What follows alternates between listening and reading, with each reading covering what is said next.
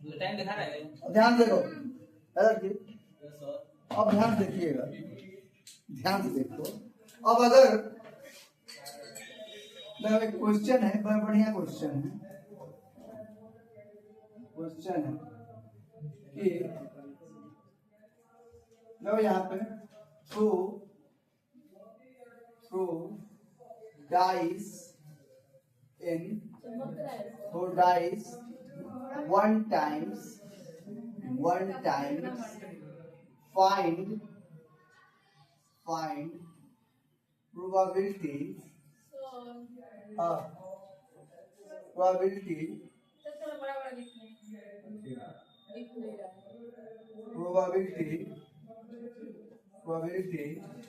even number ध्यान से देखो, इवन नंबर, ठीक है। क्या देखिए, कहा कि थ्रो डाइस वन टाइम, यानी किसी डाइस को एक बार फेंका गया है, थ्रो किया गया है, समझ में आया।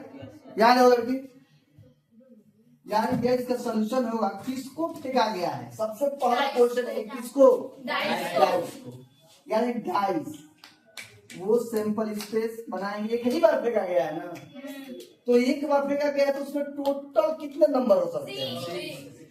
1 2 3 4 5 6। ये बात समझ में आया। अब बताइए फाइंड क्या करना है, फाइंड प्रोबेबिलिटी इवेंट नंबर। ये इवेंट हो गया, जो फाइंड करो क्या कहलाता है, वो इवेंट कहलाता है। तो सबसे पहले number of total sample space कितना हो गया। अब इवेंट क्या है बाबू आपका, 2 4 6। हाँ, इवेंट का मतलब क्या है, प्राइम इवेंट नंबर, ये समझ में आया कि नहीं आया। तो event is equal to event number क्या क्या है, 2 4 6, ये समझ में आया। अब नंबर ऑफ इवेंट निकालते हैं, तो नंबर ऑफ इवेंट्स क्या हो जाएगा, 1 2 3। ये बात समझ में आया। प्रोबेबिलिटी क्या होता है, probability of event total number of sample space divide by total number of event. ये बात समझ आया कि नहीं आया। अब देखिए is equal to total number of event, total number of event का मतलब NE, और total number of sample space का मतलब NS। अब ध्यान से देखिए, तो नंबर ऑफ इवेंट कितना है 3 और नंबर ऑफ सैंपल स्पेस कितना है, इन दोनों के 6। ये क्या मिल गया, प्रोबेबिलिटी इसकी क्या मिल गई, 1/2। ये बात समझ में आया, क्लियर है। अब देखिए आपसे हम ये कहेगा किसी भी डाइस को 2 टाइम्स थ्रो किया जा रहा है तब क्या होगा, ठीक है।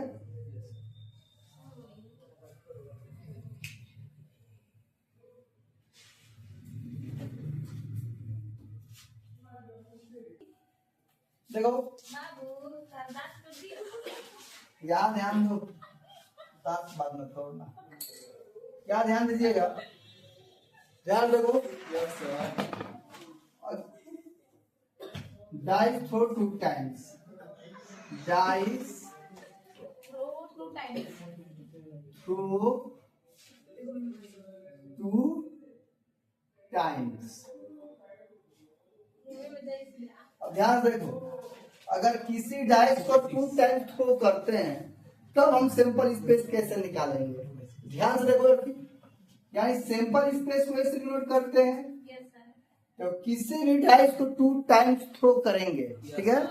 तो जब पहली बार थ्रो करोगे तो कितने नंबर मिलेंगे, कितने नंबर मिलेंगे, 6। यानी 1 2 3 4 5 6। जब एक बार और थ्रो करोगे तो कितने नंबर मिलेंगे, 1 2 3 4 5 6। ये बात समझ में आया। ध्यान से देखो, अब देखिए ध्यान से, यानी S इज इक्वल टू 1 का पेयर वन का पेयर पहले सम से बनाएंगे, ठीक है। वन का पेयर सम से बनाएंगे, वन वन वन वन, ठीक है। ध्यान से देखना। फिर one two, one comma two, one comma three, one comma four, one comma five, one comma six. ध्यान से देखो। फिर अब वन से हो गया ना, टू कामा वन, ऐसे ही टू से करेंगे, two comma one, two comma two, two comma three, two comma four, two comma five और टू कामा सिक्स। अब यहाँ देखिए, अब दो वन और टू दोनों से हो गया। Three comma one, three comma one, three comma to, three comma three, three comma four, three comma five और थ्री कामा सिक्स। ध्यान देखो। अब फोर से करिए, four comma one, four comma to, 4, 3, four comma three, four comma four, 4, four comma five और four कामा six.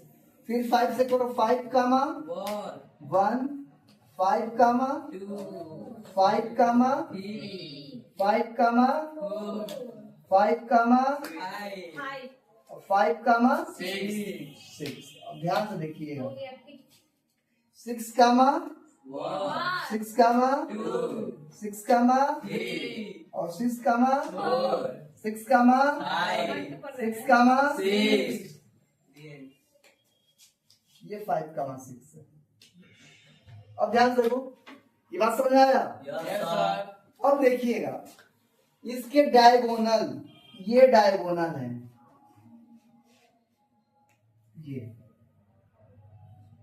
ये diagonal है, ये वाला डायगोनल। अब डायगोनल एलिमेंट क्या है? 1 1, कामा 2 2, कामा 3 3, कामा 4 4, कामा 5 5, कामा 6 6। ये सारे डायगोनल एलिमेंट है, ठीक है।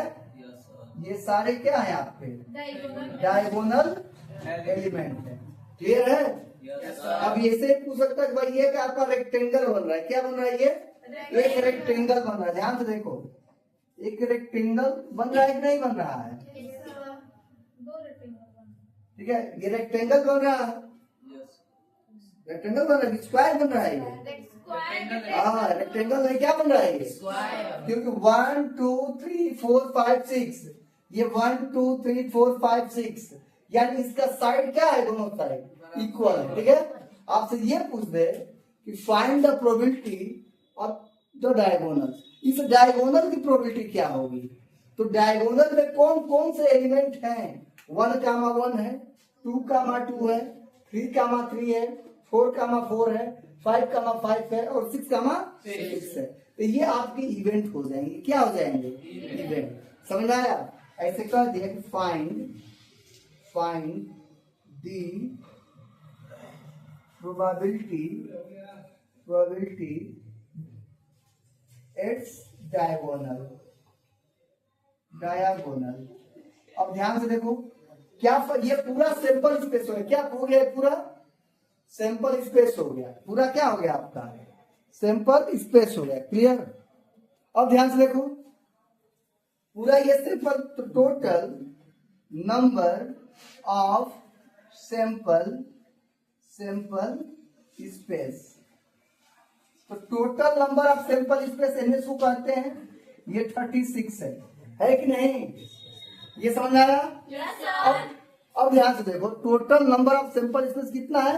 36। फाइंड क्या करना है आपको? वही आपका क्या हो जाएगा?